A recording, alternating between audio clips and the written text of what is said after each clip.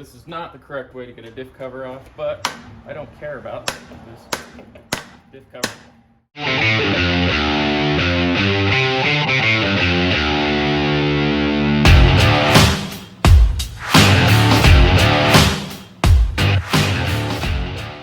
What's up, YouTube? So it is definitely time to swap out my Dana 35 rear axle. As you can see, I already have it swapped out. We'll open this thing up and like you see damage inside. So it broke again when I was in Moab this time, I think. So it's broken a couple times and I'm sick of it breaking. So time to get the Dana 35 out and do the Dana 44, swap that in the rear. And also it's a gearing change, so it gets rid of those 355 gears that I told you I've got or had in the back. Gets rid of the 355 gears and changes them out to the factory option 373s.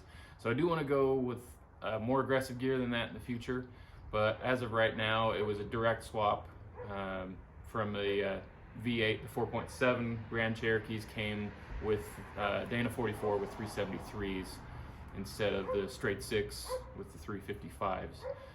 There was an optional 373, but whoever optioned this obviously decided they didn't want to go with that 373 gearing. So let's pop this thing open and we'll see what we broke.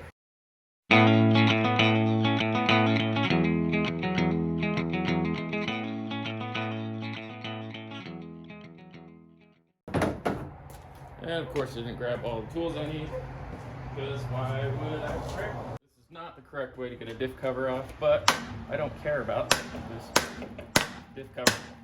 So I'm just gonna smash it until it comes off.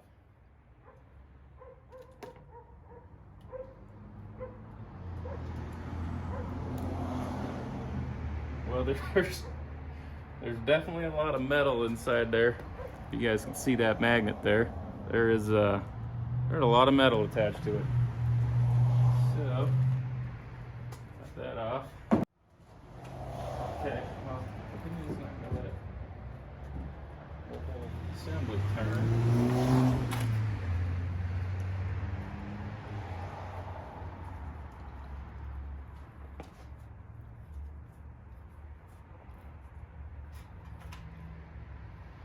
I have no idea.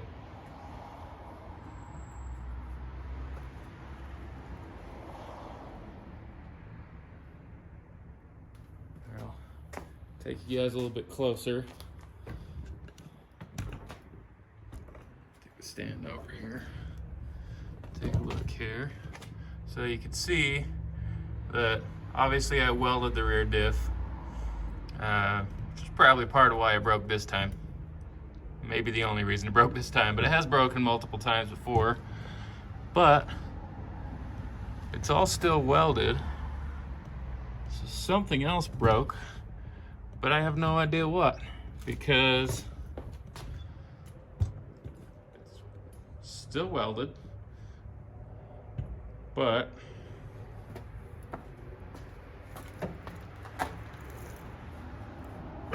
there you go. You can see that side spins independently, which it shouldn't.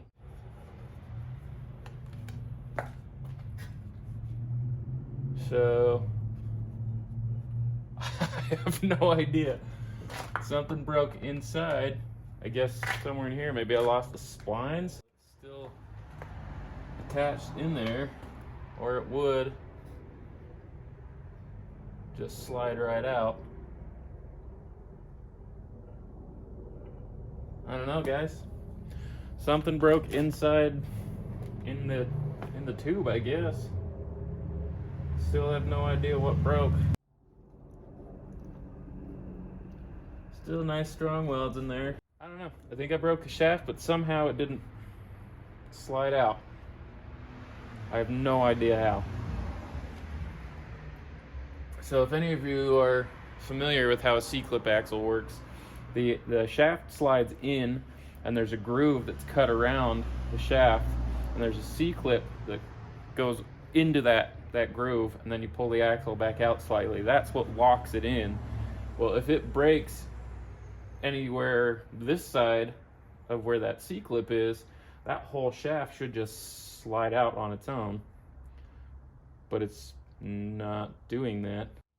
I learned something new about this axle, so I actually didn't know that the WJ Dana 35s are not a C-clip axle. So I want to rip this axle shaft out really quickly, see if that's what broke. I assume it is. But we'll yank it out and see what we see.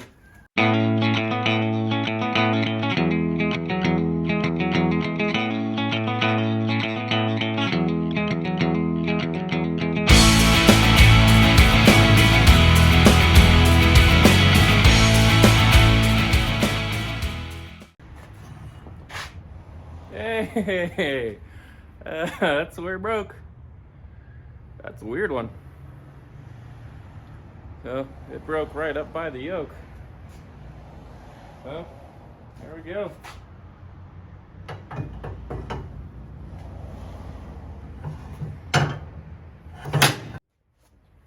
All right, well, hopefully you guys enjoy watching me pull apart the axle.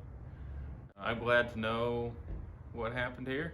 And now that I know Dana 35s in a WJ specifically are not C-clip, which is something I didn't know before. Dana 35 is still a garbage axle, but that makes it slightly better.